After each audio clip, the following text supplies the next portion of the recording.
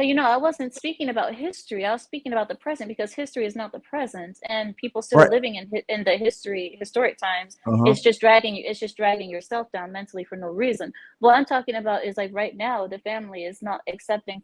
Like a person who is half white, half black. Maybe they look Hmm. more towards the black side, so they can't go in a place and say, I'm white," and be accepted because they're gonna laugh at you and say you're white. You clearly you're not. So that's what I'm saying is that halfness, that half thing, even though you may feel connected to a certain group because you are half of that group, you won't be accepted. And I think this is the issue. And that's just an extreme example. Now there's plenty of other mixed race people who are not white and black. There could be Asian, Latino, Arab, and Spanish. So this the same thing happens in the all mixes is what I'm saying. I think it shouldn't happen. You said you think it should not happen? Yeah, no. Oh, feel free to expound. That's in the questions. Well, the reason being is because it creates so many issues. I mean, the children that come out of interracial marriages are beautiful, yes, and I don't think there's anything wrong with the race, but it's just the cultural aspect of it. It gets so confucius, because the children grow up with a sense of not belonging to either. Because yes, they can relate to both, but they don't feel completely as that they belong in both. Does that make sense? Like what I've seen with like Asians and Latinos, same thing. Like I've seen a half Asian, half Latino girl, and she could not, she knew that she could relate and she could speak the languages both, but she didn't feel fully as one of them at all. You know what I mean? So it's like belonging but not belonging at the same time. And the other aspect about that is that it also waters down your traditions, your culture. It waters it down to the point where none of it matters. Maybe that is the point. Maybe it doesn't matter. I don't know. But for those who want to keep those ancient traditions going, all of that stuff gets erased when you keep interracially mixing. So I disagree wholeheartedly.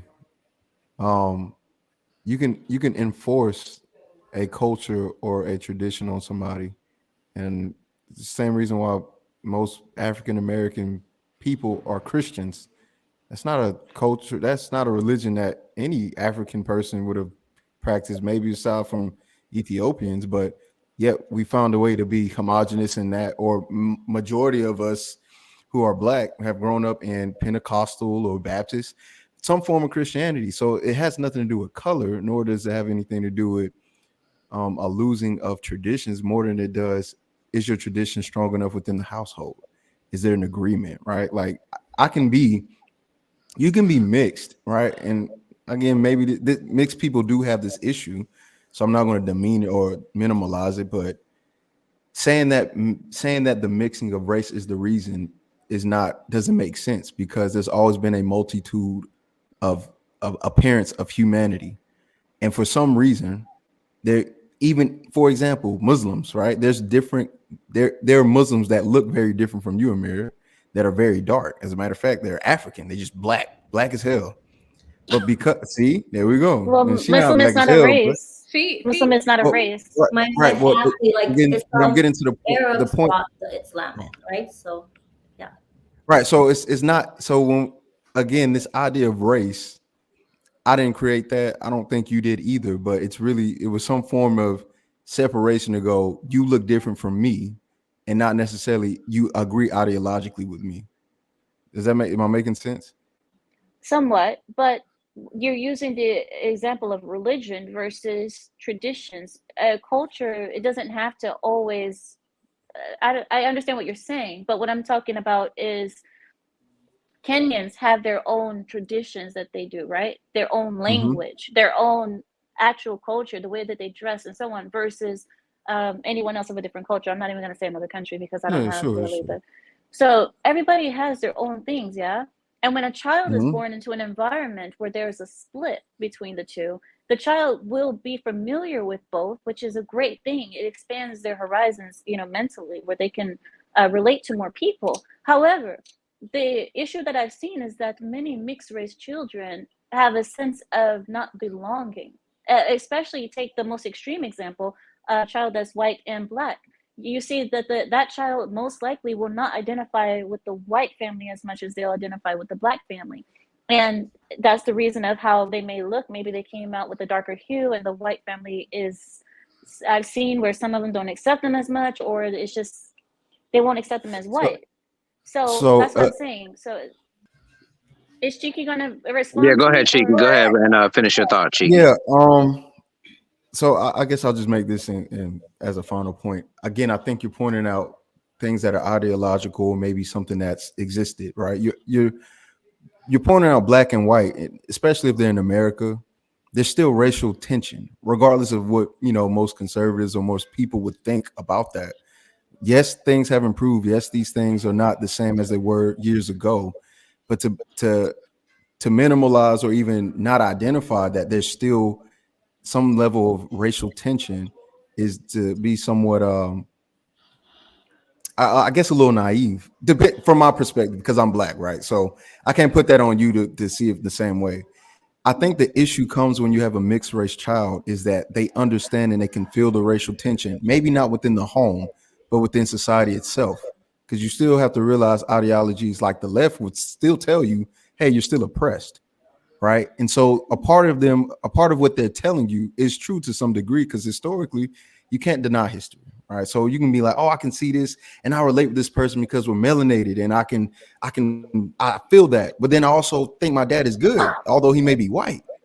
So there's that dichotomy between who white people to be from your experience as a family member versus what history has told you. And that can cause a split. I mean, it's more complicated than just the race. I think it's an ideological and theoretical issue that brings a lot of the confusion, if that makes sense.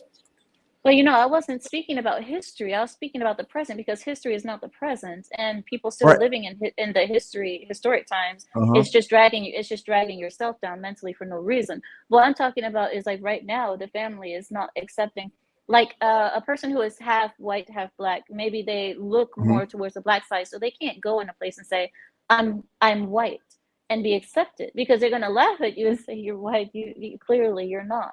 So that's what I'm saying, is that halfness, that half thing, even though you may feel connected to a certain group because you are half of that group, you won't be accepted. And I think this is the issue, and that's just an extreme example. Now, there's plenty of other mixed race people who are not white and black. There could be Asian, Latino, Arab, and Spanish. So the same thing happens in all mixes, is what I'm saying, where they can't find their proper. Okay. So I get what you're saying.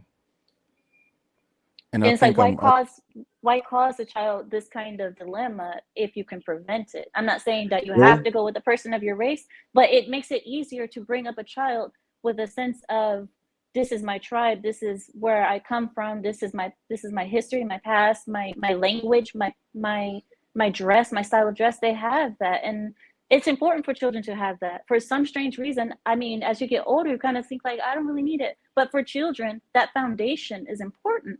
And this kind of like where they find themselves. So go ahead. So do you think children have the same issue if they have somebody of the same cultural background? Right? Like if I, let's just say let's say Christian, for example. If I'm Pentecostal, very specific because there's so many denominations. If I'm Pentecostal and I marry somebody of a different race who's also Pentecostal, and we teach our children Pentecostal values and culture and whatever else that comes with that, and then they marry somebody that's Pentecostal as well, where do you think the issue will become with identity? If we're creating the identity for them in that way? Well, in that case, they have a common foundation, being their Pentecostal foundation, but at the same time, people will naturally divide themselves with anything. So that would be another way to divide themselves. Even though they have the foundation of being Pentecostal, they're still going to divide themselves through color. So it does. I don't even. So that doesn't sound like a race thing, but it sounds like a human issue, right? It is. Well, let me jump in. It's exacerbated with the whole race interracial thing, is what I'm saying. It is a human issue. You're right, but it's exacerbated through that. I'm sorry, Kyle. No, it's interesting. So I have a question.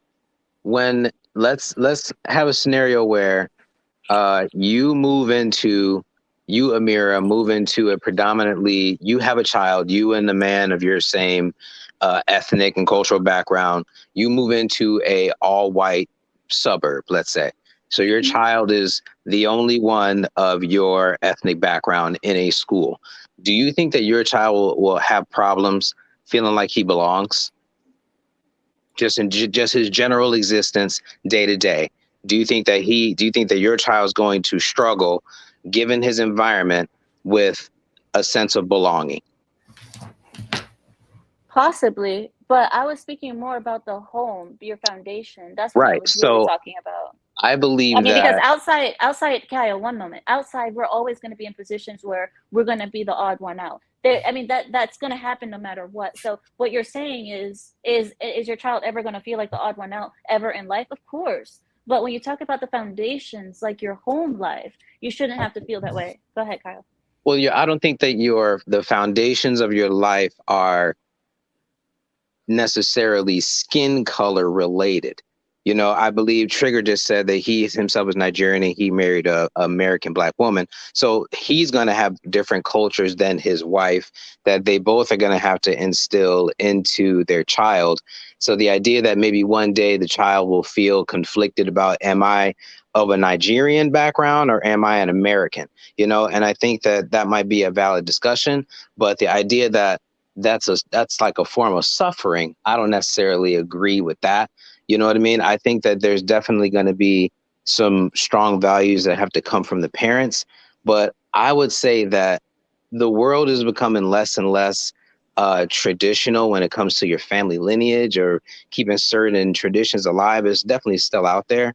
But the traditions that you're practicing are more rooted in American culture. It's not necessarily rooted in a culture backed with ethnicity, unless you may be Latino and then your grandparents are from Mexico, so they're bringing that. But most Black people, our culture is American culture. So when we're instilling certain values, we're going to instill the values that we learned as being Black Americans within this country. And so when we go to marry, someone who may not be Black, but they still have the same kinds of values that we have, the only difference is skin color.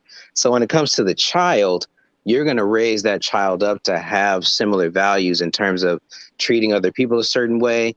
And so within the home, you're raising them with a certain kind of identity of just love. It's not rooted in the way they look skin color wise. It's really them just embracing all the ethnic background and all the identities that they have. So I think that it's a little overstated that kids suffer. I think that the suffering comes from the environment. If there's no other kids around that look like you, that's where the suffering comes, because then you feel like the odd one out. But if you really notice the way the world is, I can speak from example, there's way more, if you go to a school, there's way more biracial kids of all different backgrounds than there are Black kids.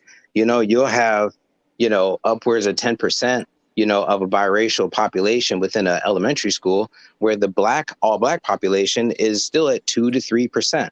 So a biracial kid has a lot of other kids around who they're going to be able to identify with and relate with day to day as they grow up. So the idea that they're going to feel some kind of confusion about who they are, I think that that's really not going to be the case as time goes on. I would have definitely agreed with that as we came up, us older millennials and whatnot, people maybe grew up in the 90s, where there was a still distinct, line drawn of white culture and Black culture.